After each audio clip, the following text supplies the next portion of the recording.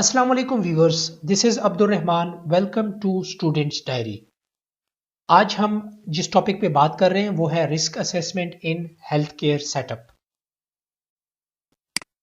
आज हम आपको बताएंगे कि आपने हॉस्पिटल सेटअप के अंदर रहते हुए रिस्क की असेसमेंट कैसे करनी है। Let's say if you are working in a dental clinic और you are working in a emergency hospital setup, emergency care setup, और you are running a medical laboratory. तो उस पे आप काम करने से पहले आपने उसकी रिस्क असेसमेंट करनी है। उसके बाद आपने रिस्क असेसमेंट के बाद उसके लिए कुछ मेजर्स लेने हैं, उसको कम करने के लिए उस रिस्क को उसको मैनेज करना है, ठीक है। और फिर उसको आपने इम्प्लीमेंट करने के बाद डॉक्यूमेंटेड फॉर्म में लेके आना है।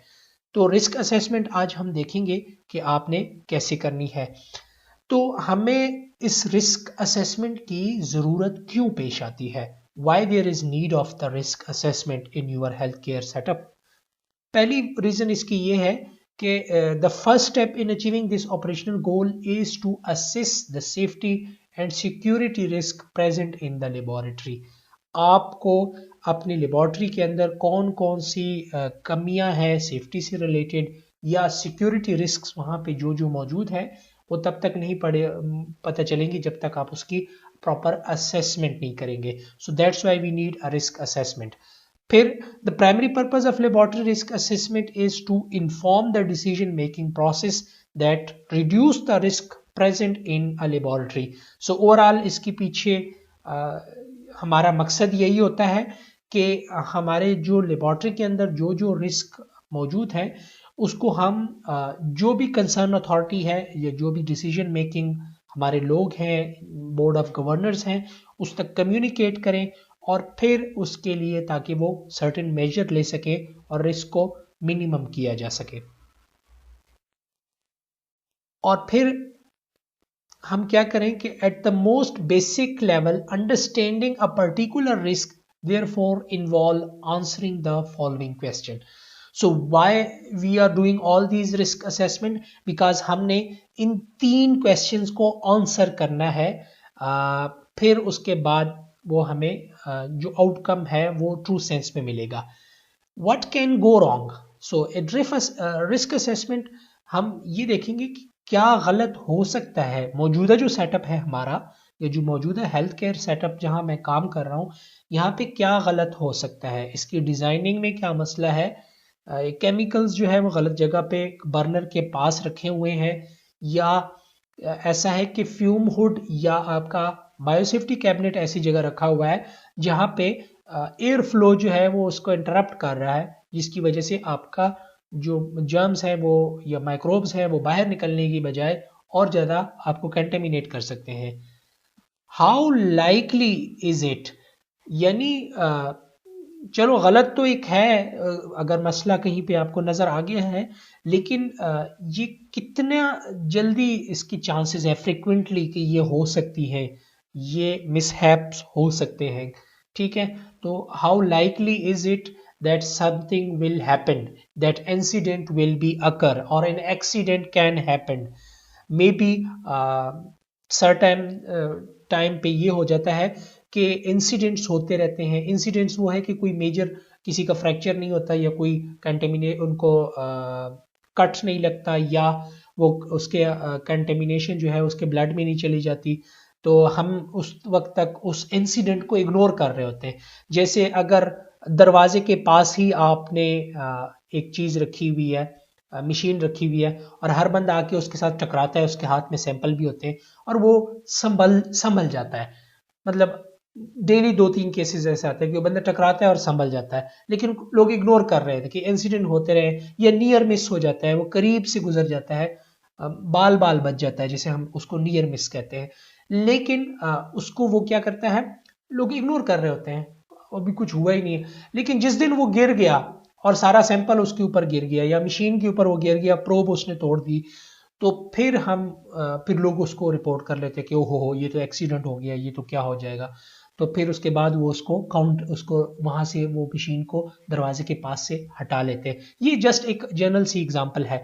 तो कितने फ्रिक्वेंटली चांस है, how likely is it that it can lead to an accident और एन इंसिडेंट। सो आपने इंसिडेंट या नियर मिस को जी इग्नोर नहीं करना है। फिर थर्ड नंबर पे है कि व्हाट आर द कॉन्सिक्वेंसेस। अगर तो एक इंसिडेंट हो गया या एक्सीडेंट हो गया, उसके कॉन्सिक्वेंसेस क्या हो सकते हैं, ठीक है। अब सिंपल नॉर्मल फ्लोरा के आपका पैथोजेंस जो माइक्रो ऑर्गेनिजम्स हैं जो आपके नॉर्मल फ्लोरा के हिस्से हैं, अनकंटेमिनेटेड है, उसके कॉन्सिक्वेंसेस कुछ डिफरेंट हो सकते हैं। लेकिन वही अगर आप किसी कोविड-19 के सैंपल्स की डीलिंग कर रहे हैं और वहाँ पे कोई मसले मसाइल आपके लैब्स में हैं कि उसकी प्रॉपर मैनेजमेंट नहीं होती और कोई मिसहैप हो गया, तो उसके कॉन्सिक्वेंसेस ऑफ कोर्स कोरोना के केस में बहुत ज़्यादा होने हैं, लेकिन किसी नॉर्मल फ्लोरा के केस में शायद इतने ना हो। सो आपने ये भी देखना है कि इसके क्या कॉन्सिक्वेंसेस हो सकते हैं। फिर आपने करना है mitigation of these risk will ultimately protect the individual in the laboratory, in the facility and और institution as well as the outside the laboratory, biological laboratory. तो इसका ओवरऑल पॉजिटिव इम्पैक्ट आपके लेबोरेटरी पे या हेल्थ केयर फैसिलिटी पे ये होगा कि आपका सेफ हो जाएगा एनवायरनमेंट, लोग सेफ हो जाएंगे, लेबोरेटरी का अंदर का एनवायरनमेंट सेफ हो जाएगा और प्रोटेक्ट हो जाएंगे कम्युनिटी के लोग वहाँ के किसी भी आउटब्रेक से या किसी भी सीरियस कॉन्सिक्वेंसेस से। अब हम इसके लिए हमें रिस्क को समझना ज़रूरी है कि रिस्क बेसिकली है क्या। जैसे हम पहले भी थोड़ा सा हमने इसको आइडिया दिया है कि रिस्क को हम डिफाइन करते हैं कि it is a combination of likelihood और consequences and it is defined as a function of the likelihood in adverse event involving a specific hazard or threat will occur and its consequences। यानी कोई एक hazard है, अब वो hazard जो है ज़रूरी नहीं है कि वो कोई माइक्रो ऑर्गेनिज्म है जो बहुत पैथोजेनिक है, वो कोई शार्प चीज़ हो सकती है जो पड़ी हुई है रास्ते में लैब के अंदर, कोई शार्प एजेस हो सकते हैं उस ट्रॉली के जिसमें आप वेस्ट कैरी कर रहे हो और वो ऑल द वे केमिकल्स के पास में से गुजर रहा है, लोगों के पास से गुजर रहा है, कट लगा सकता है। So that is hazard.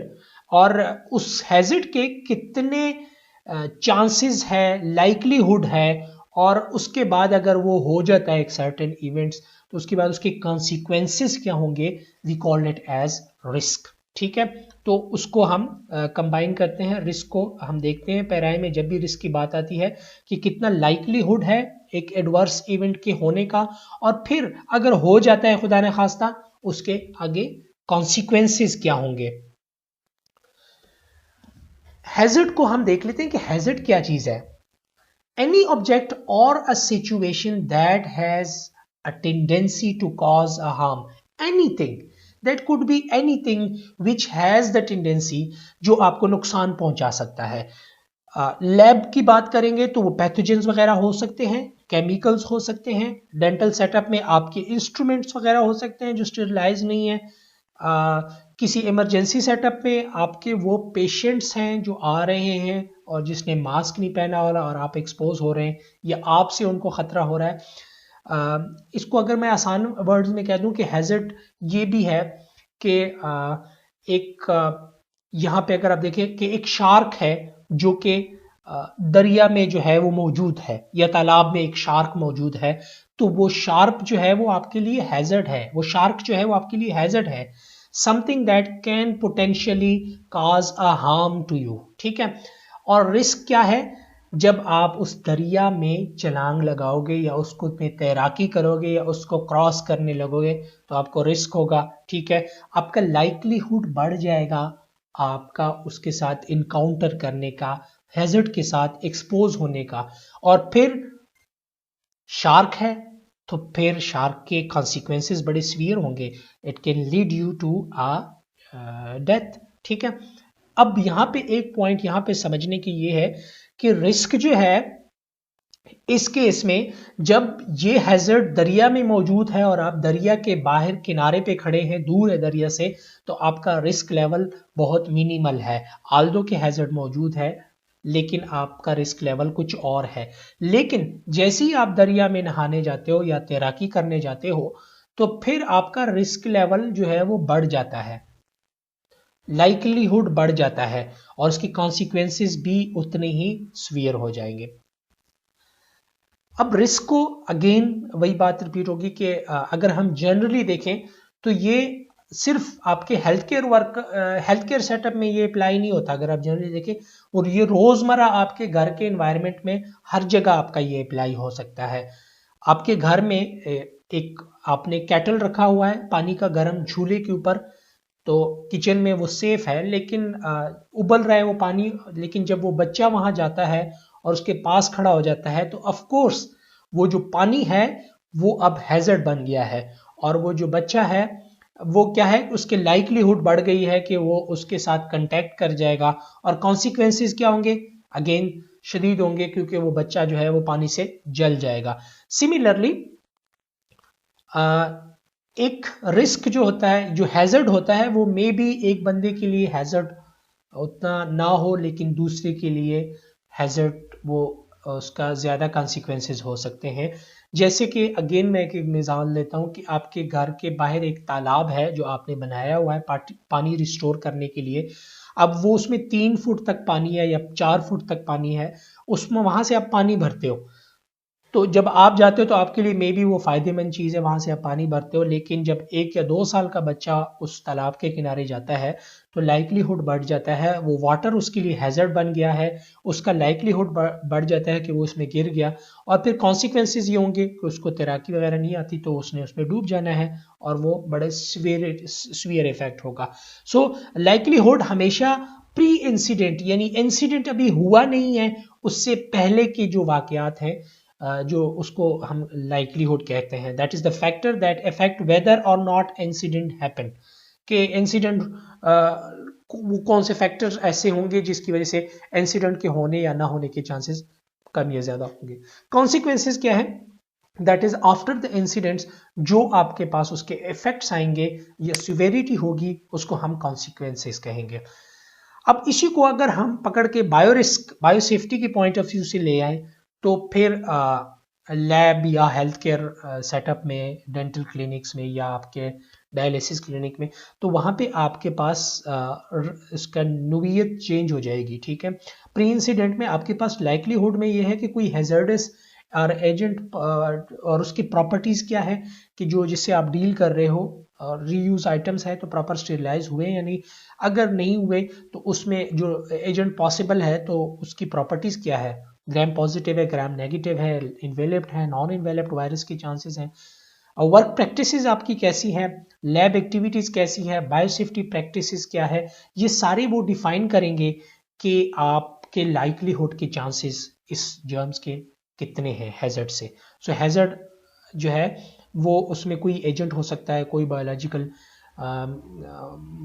Microbes हो सकता है, और वो लैब एक्टिविटीज और बायोसेफ्टी प्रैक्टिसेस आपकी लाइकलीहुड को कम या ज्यादा करेंगे। कॉन्सिक्वेंसेस अगेन आपके हैजर्ड या एजेंट्स है, उसकी प्रॉपर्टीज जो है वो कितना सीवियर है। कोरोना के केस में हम उसको या कॉन्गो है तो हम उसको ज्यादा सीवियर कॉन्सिक्वेंसेस होंगे, लेकिन अगर कोई नॉर्मल फ्लोरा का कोई और माइक्रो ऑर्गेनिज्म है तो शायद उतने ना हो। फिर होस्ट स्टेटस क्या है, होस्ट जो है एजड है, इम्यूनो कॉम्प्रोमाइज्ड है, या फिर वो चिल्ड्रन है, प्रेग्नेंट वुमेन है, तो कॉन्सिक्वेंसेस उसी ऑर्गेनिज्म के उसमें सीवियर हो सकते हैं।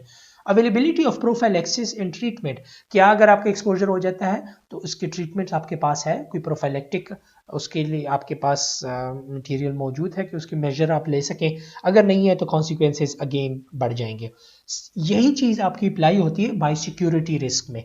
बायोसिक्योरिटी हम क्या कहते हैं, बायोसिक्योरिटी ये है कि हमने अपने एजेंट की या जो भी माइक्रो ऑर्गेनिज्म है उसकी जो हिफाजत करनी है ताकि ये चोरी ना हो जाए, मिसयूज ना हो जाए, उसको हम बायोसिक्योरिटी कहते हैं। बायोसेफ्टी हमारा खुद का और एनवायरनमेंट को प्रोटेक्ट करना, अपने कोलीग्स को प्रोटेक्ट करना, दैट इज बायोसेफ्टी।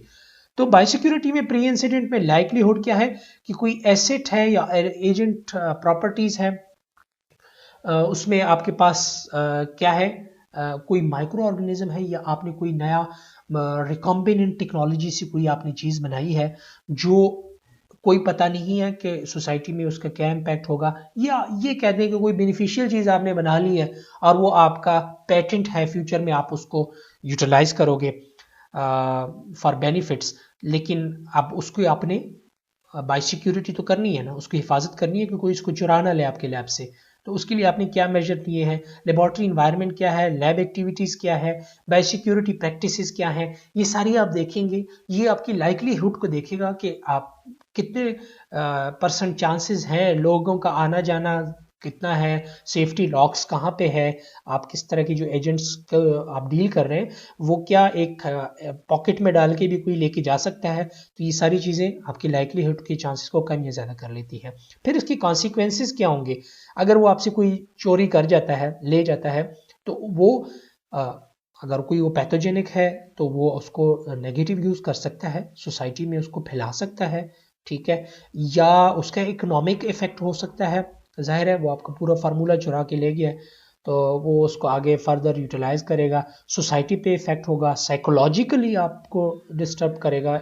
एनवायरनमेंट में पता चला कि एक बहुत ही कोई मूजी बीमारी का जर्म्स है और वो कोई स्प्रेड हो सकता है एनवायरनमेंट में, तो जाहिर है वो साइकोलॉजिकल इश्यूज काज करेगा। पॉलिटिकल तौर पर भी लोग इसको यूटिलाइज कर लेते हैं।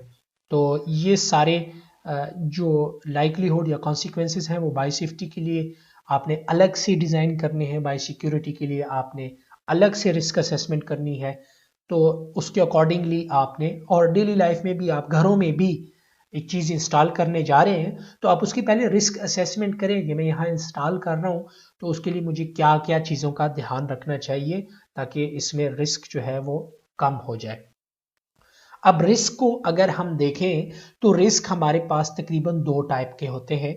जो एक हमारे पास है दैट इज इनहेरेंट रिस्क, और दूसरा हमारे पास आ जाता है रेजिडुअल रिस्क। इनहेरेंट रिस्क हमारे पास वो है that is the amount of risk which is present before taking any mitigations और कंट्रोल मेजर। यानी मैंने कोई भी अपनी कंट्रोल मेजर्स अभी नहीं ली है, लेकिन मैं हेल्थ केयर सेटअप में काम कर रहा हूँ, तो उस वक्त जो रिस्क वगैरह मुझे है दैट इज इनहेरेंट रिस्क। ठीक है, ये मैंने सेटअप खोला हुआ है और मैंने काम वहाँ शुरू किया, मैंने रिस्क असेसमेंट नहीं की, तो उस वक्त जो भी मुझे रिस्क है that is all known as a inherent risk. Residual risk क्या है, that is the amount of risk that remain after all control measures are taken. Most the people behavior and culture of the organization play role. ये बड़ा important है जरूरी समझना कि आपने सारे मिटिगेशन मेजर ले लिए, रिस्क के लिए आपने सारे कंट्रोल मेजर ले लिए, लेकिन फिर भी कुछ खास अमाउंट ऑफ रिस्क स्टिल मौजूद रहता है। आप 110% रिस्क को कम ख़त्म नहीं कर सकते। उसकी रीज़न ये है कि कहीं ना कहीं लोगों का बिहेवियर और उनका कल्चर या उसके ऑर्गेनाइजेशंस के जो रूल्स रेगुलेशन इतने अच्छे नहीं होते, लोगों के बिहेवियर इतने अच्छे नहीं होते, तो फिर क्या होता है कि वो रिस्क स्टिल एग्जिस्ट करता है। उसको हम सारे मेजर लेने के बाद जो रिस्क हमारे पास आता है वो हम उसको रेजिडुअल रिस्क कहते हैं। लिहाजा इसीलिए लोगों के ट्रेनिंग और उनकी बिहेवियर चेंजेस पे बहुत ज़्यादा काम करने की ज़रूरत होती है ताकि रिस्क को जितना हो सके मिनिमाइज किया जा सके। अच्छा, risk never be static. Risk जो है वो कभी भी एक जैसा नहीं रहता।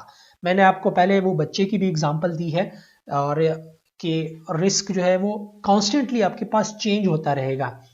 जैसे अब कोविड-19 के केस में अगर आप देखें तो रिस्क जो है सेम पैथोजन है सार्स कोविड-19 का, लेकिन उसका रिस्क लेवल जब कोई सैंपल कलेक्ट कर रहा होता है बंदे से, उसके नेजोफेरेंजियल ओरोफेरेंजियल स्वाब लेता है, तो उसका रिस्क लेवल और होता है क्योंकि वो डायरेक्ट कंटेक्ट उनका होता है, तो रिस्क लेवल बढ़ जाता है। या फिर जो सैंपल खोल रहा है पहली बार तो एरोसोल्स के चांसेस होते हैं, तो उस वक्त भी रिस्क ज़्यादा है।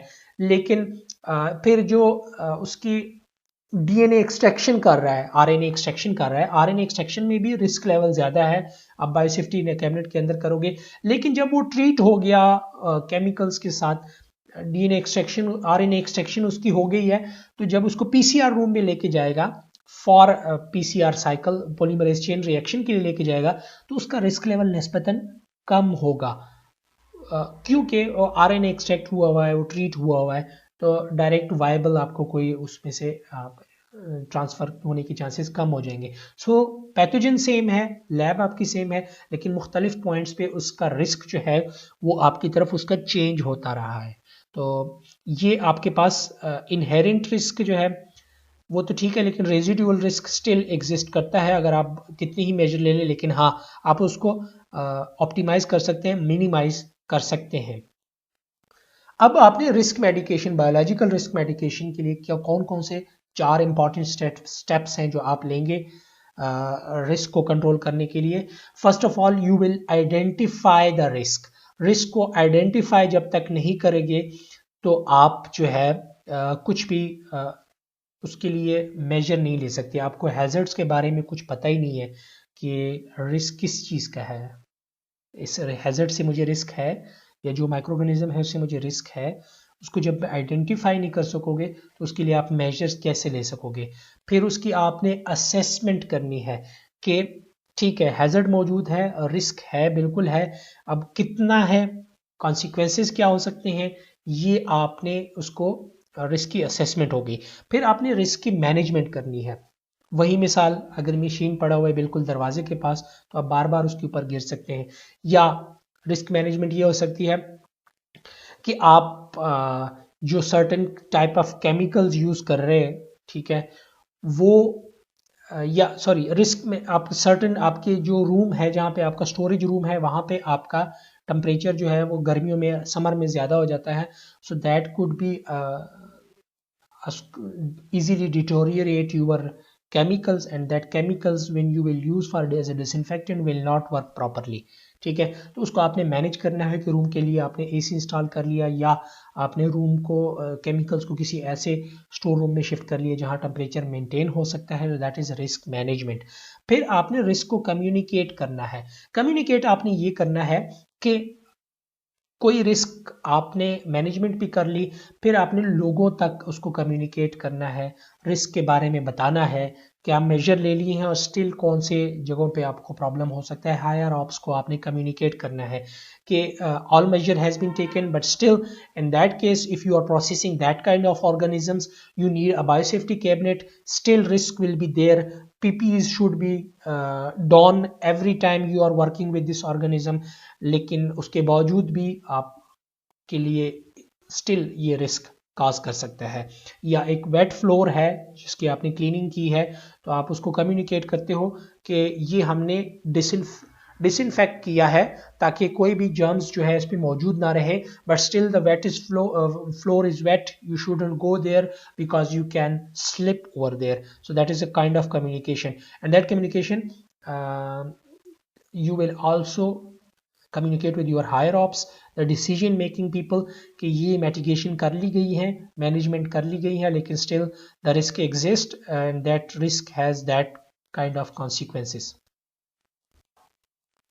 बायो रिस्क असेसमेंट प्रोसेस के लिए हमें जो अगर हम इसको फर्दर देखें तो उसको ऐसे देखना है कि डिफाइन द सिचुएशन, रिस्क को आइडेंटिफाई करना है तो आपने उसके लिए व्हाट वर्क इज अकरिंग कि कौन सा काम यहाँ पे हो रहा है, कौन सा प्रोसीजर आप करने जा रहे हो। डिफाइन द रिस्क कि क्या इसमें गलती हो सकती है, कि कहाँ पे गलती होगी, क्या गलत हो सकता है।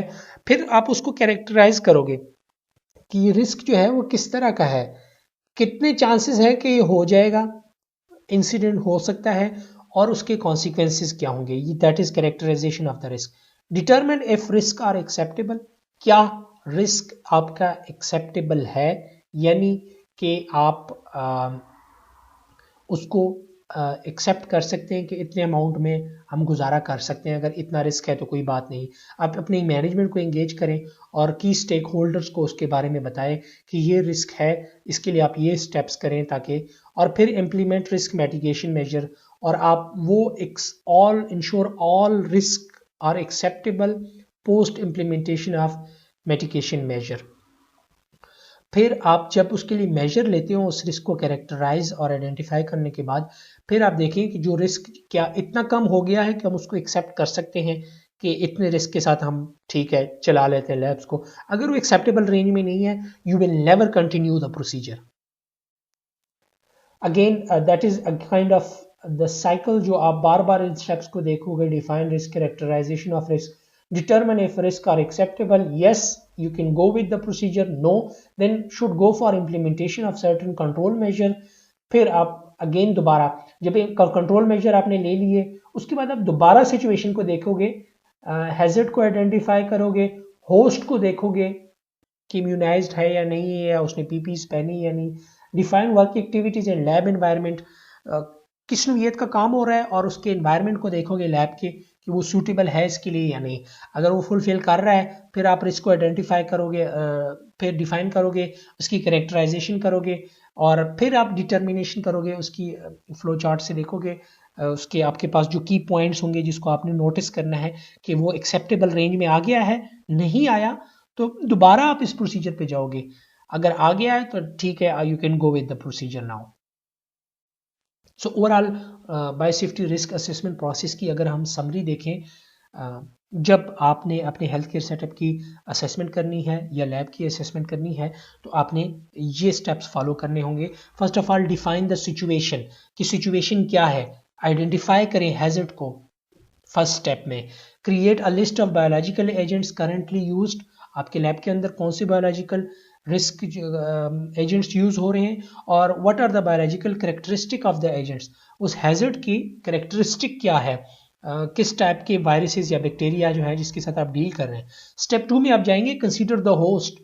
अब होस्ट जो वहाँ पे वो होस्ट जो है वो कोई एनिमल भी हो सकता है, वो इंसान जो काम कर रहा है, that is the first priority as well. उसकी क्या इम्यूनाइजेशन है, किस एज का है, प्रेग्नेंट तो नहीं, फीमेल तो नहीं है, इस तरह की आपने उसकी असेसमेंट करनी है। फिर defined work activities and lab environment, location क्या है, समर में है तो आप किस तरह का प्रोसीजर है, एरोसोल तो जनरेट नहीं आ रहे, ह्यूमिडिटी क्या है, प्रोसीजर आपका क्या है, कौन कौन से स्टेप्स हैं, इक्विपमेंट्स आप क्या कर यूज़ कर रहे हो, क्या वो एरोसोल तो नहीं जनरेट कर रहा, और मैनुअल कर रहे हो उसके मैनुअल्स आपके पास होने चाहिए इंस्ट्रूमेंट्स के और गाइडलाइंस मौजूद होनी चाहिए। डिफाइन द रिस्क, फिर आप रिस्क को डिफाइन करोगे, consider all the risk and determine which risk should be defined. सारे रिस्क देखोगे, फिर आपने किस रिस्क पे फोकस करना है, किसके बारे में जानना ज्यादा जरूरी है। Should more than one risk assessment be conducted, तो वो एक से ज्यादा रिस्क भी हो सकते हैं, उन सब के बारे में आप जो है वो उसको देखोगे, उसके बारे में जानोगे कि ये किस तरह का रिस्क है। कैरेक्टराइज द रिस्क, फिर आपने उसकी कैरेक्टराइजेशन करनी है। पहले आपने परफॉर्म अ हैजर्ड असेसमेंट, उसमें आपने क्या करना है, हैजर्ड असेसमेंट में आपने ये करना है कि कितने लाइकलीहुड है ये जो हैजर्ड मौजूद है, ये जो एजेंट मौजूद है, इससे कितने लाइकलीहुड है कि इससे इन्फेक्शन हो सकता है, या फिर उसने आपने उसकी कॉन्सिक्वेंसेस देखने हैं। अगर खुदा न खास्ता हो गया इन्फेक्शन तो फिर इसकी कॉन्सिक्वेंसेस क्या है, खुदा न खास्ता इससे फौरन डेथ तो नहीं हो जाती या कोई और सीरियस लेवल पे बंदा बीमार तो नहीं हो जाता। परफॉर्म होस्ट असेसमेंट, इसमें आपने क्या करना है, इसको दोबारा देखना है होस्ट को डिटेल से कि इसको होस्ट के साथ इसकी लाइकलीहुड कितनी है कि स्टाफ को इससे ट्रांसफ़र हो सकता है, और फिर इसकी कॉन्सिक्वेंसेस डिजीज़ के देखने हैं। Then perform a work activities environment assessment, फिर आपने कोई वो जो प्रोसेस है वो करवाना है और फिर एनवायरनमेंट की असेसमेंट करनी है। उस एक्टिविटी के हर स्टेप को आपने एनालाइज करना है कि कहीं पे कोई गड़बड़ या रिस्क के चांसेस तो नहीं है। Define likelihood of infection, consider the work activities and lab process used with hazard, तो एजेंट को आप डील कर रहे हो तो कौन कौन सी, कहीं आपकी एसओपीज में मसला तो नहीं है, कहीं आप डॉनिंग एंड डॉफिंग में तो मसला नहीं कर रहे, कहीं आप पाइपिंग में ऐसा मसला तो नहीं कर रहे कि जिससे आपको चांस हो सकता है। फिर आपने डिटरमिन करना है if the risk are acceptable, अगर रिस्क एक्सेप्टेबल है then must be discuss with management and other stakeholders, जो भी आपके कंसर्न्स हैं, हायर ऑप्स है या बोर्ड ऑफ गवर्नर्स है, उससे आपने या जो भी आपकी कमेटी है उससे आपने डिस्कस कर लेना है। Must consider lab personal, institutional personal and the community, उससे आपने उसके साथ डिस्कस करना है और जो भी मेजर आपने लिए उसके बारे में बताना है, लेने हैं वो बताना है आपने, और फंडिंग की इशू है जो भी है वो आपने डिस्कस करने हैं। फिर 5वें नंबर पर implement mitigation measure if needed, must be discuss with management and other stakeholders, आपने जो भी आपने मेजर्स लिए हैं उसको कंट्रोल करने के लिए वो आपने डिस्कस करने हैं जो भी आपके स्टेक होल्डर वहाँ पे मौजूद होंगे। सो ओवरऑल जो प्रोसेस होगा, जो आप प्रोसीड कर रहे हैं सारा बायोसेफ्टी के लिए, क्या होगा? First of all, review the fundamental agent properties, what is known about the agent, agent के बारे में आप क्या जानते हैं, कितना वो जो है वो पैथोजेनेसिस काज कर सकता है, कितनी उसकी वेरुलेंस है या उसकी लीथल डोज कितनी है, ये सारी चीज़ें जो है वो आपने नोट करनी है। एसोसिएशन विद इन्फेक्शंस, टॉक्सिसिटी, ऑन्कोजेनेसिटी और एलर्जीज, और उससे रिलेटेड जो भी प्रॉब्लम्स है, टॉक्सिसिटी या कार्सिनोजेनिक है या एलर्जिक सिचुएशंस है, तो वो आपने देखनी है। Does the planned lab activity change the risk, क्या आपने जो प्रोसीजर एडॉप्ट किया हुआ है वो रिस्क को में चेंजेस लेके आ रहा है, रिस्क उससे बढ़ रहा है या कम हो रहा है। Determine the appropriate biosafety measure, तो उसके अकॉर्डिंगली फिर आपने जांचने के बाद बायोसेफ्टी मेजर्स लेने हैं। फिर आपने लेबोरेटरीज ऑपरेटिंग एनवायरनमेंट को डिफाइन करना है। बायोसिक्योरिटी में क्या है? बायोसिक्योरिटी में आप अगेन प्रॉपर्टीज देखोगे एजेंट्स की, इसके मिसयूज के क्या चांसेस हो सकते हैं, what are the potential for malicious use, what are potential consequences of malicious use. अगर कोई उसको पोटेंशियली यूज करता है गलत कामों के लिए, उसको कहीं और कम्युनिटी में यूज करता है, तो उसके क्या कंसिक्वेंसेस हो सकते हैं, क्या वो इतना जल्दी स्प्रेड तो नहीं होता ट्रांसमिशन उसकी, और उसकी डेथ कॉजिंग एबिलिटी जो है वो इतनी ज़्यादा तो नहीं है कि जल्दी, जिस तरह कोरोना के केस में है कि इतनी जल्दी वो ट्रांसमिट होता है फ्रॉम ह्यूमन टू ह्यूमन, तो ऑफ कोर्स उसकी कॉन्सिक्वेंसेज भी उतनी ही ज़्यादा होंगी। Does the plan lab activity change the risk, क्या आपने जो प्लान की है उससे रिस्क कम या ज़्यादा हुआ है तो डिटरमिन अप्रोप्रिएट बायोसिक्योरिटी मेजर, तो उस रिस्क, उस प्लान एक्टिविटी को देखने के बाद आपने उसके लिए अप्रोप्रिएट बायोसिक्योरिटी मेजर्स लेने हैं, और उसके बाद आपने लेबोरेटरी ऑपरेटिंग एनवायरनमेंट को आपने डिफाइन करना है और अपने फॉर्म में लेके आना है। So that was all about the risk assessment. That is a very important part of your healthcare worker. It is always recommended to start a new procedure or opening a healthcare setup. You should do a risk assessment, and if you are going to start a new methods or a new technique or a new procedure in your setup, you should do the risk assessment first. उम्मीद है तो आपको पसंद इसकी समझ आ गई होगी। इंशाल्लाह अगले किसी वीडियो में आपसे मुलाकात होगी। अल्लाह हाफिज़।